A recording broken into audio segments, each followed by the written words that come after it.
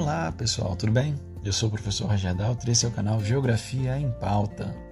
Na pauta de hoje o tema é projeção cartográfica ou as projeções cartográficas e a dificuldade que durante muito tempo tivemos na confecção de mapas e os problemas para configurar a forma da Terra dentro de um planisfério. A Terra possui um formato geóide, que é a forma que mais se aproxima da forma verdadeira da Terra, calculada pela diferença de gravidade das regiões do planeta. E ao transportá-la para um plano, há uma simplificação matemática para um elipsoide, que é a representação após o cálculo matemático que simplifica a forma da Terra para uma linha contínua em forma de elipse. Não há como transformar a superfície esférica da Terra em uma superfície plana sem deformações. Entretanto, é possível representar por meio das projeções cartográficas as áreas do planeta de diferentes maneiras, visando diminuir essas deformações.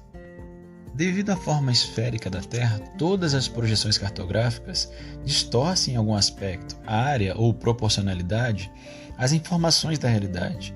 Essas deformações são conhecidas e sistematizadas, não resultando em erros cartográficos.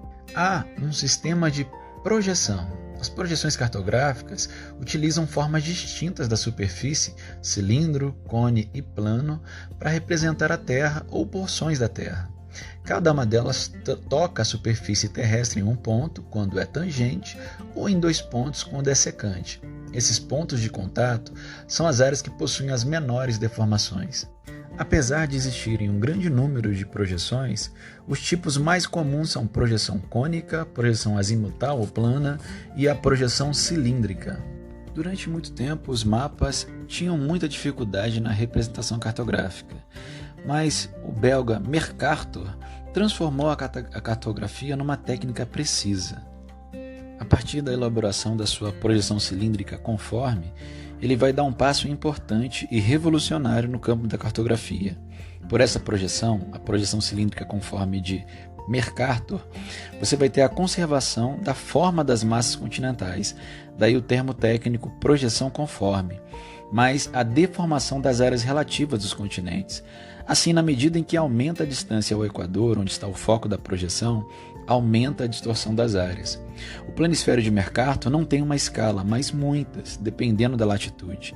Como consequência, os continentes e países situados em latitudes maiores são, de certa maneira, favorecidos, aparentando uma dimensão relativa maior do que é real.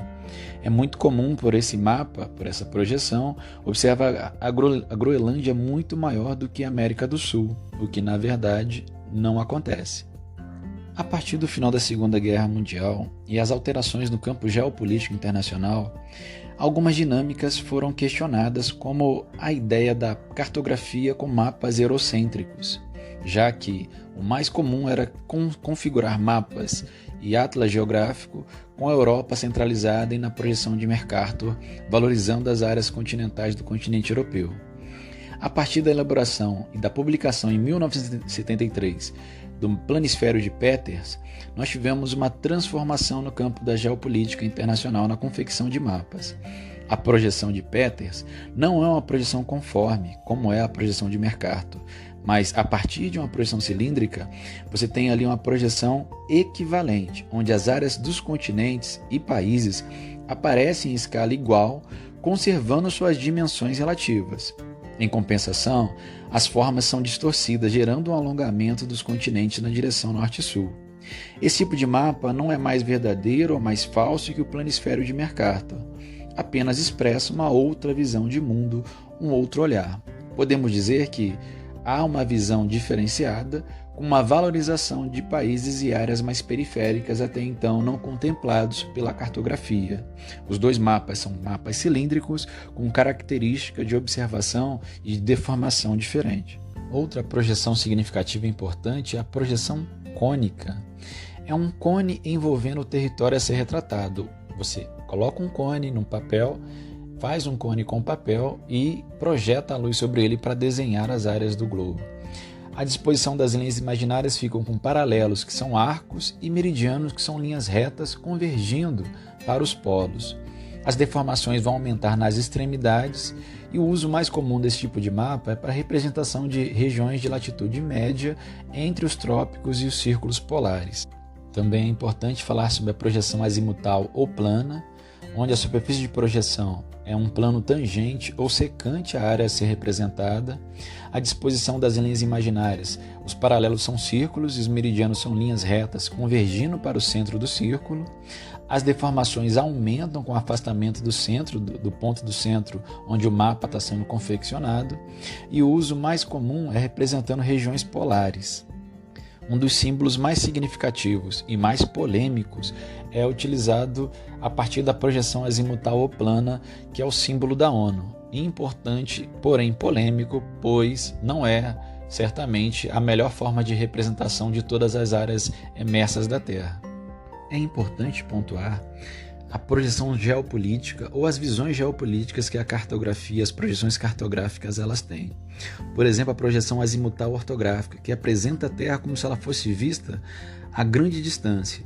Mapas que resultam de projeção de uma parte da superfície terrestre sobre um plano. Essa projeção azimutal ortográfica não conserva as formas nem as áreas corretas. Formas e áreas sofrem distorções crescentes à medida que aumenta a distância do centro da projeção, mas ela cumpre a finalidade que se dispõe e que se propõe, revelar os azimutes, ou seja, as direções exatas dos pontos cartográficos em relação ao ponto central do mapa. A projeção azimutal ortográfica oferece um conjunto de utilidades práticas ligadas basicamente ao deslocamento a partir de um único ponto do globo. É empregada por governos municipais de cidades importantes para determinadas rotas comerciais mais curtas para qualquer parte do mundo.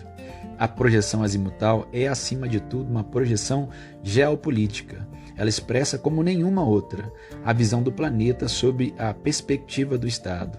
Nas suas considerações estratégicas de cada Estado, apreende o mundo de um mapa e de uma forma diferente, onde o Estado, no seu centro geométrico, é o mais importante. Para cada Estado, o mapa do mundo.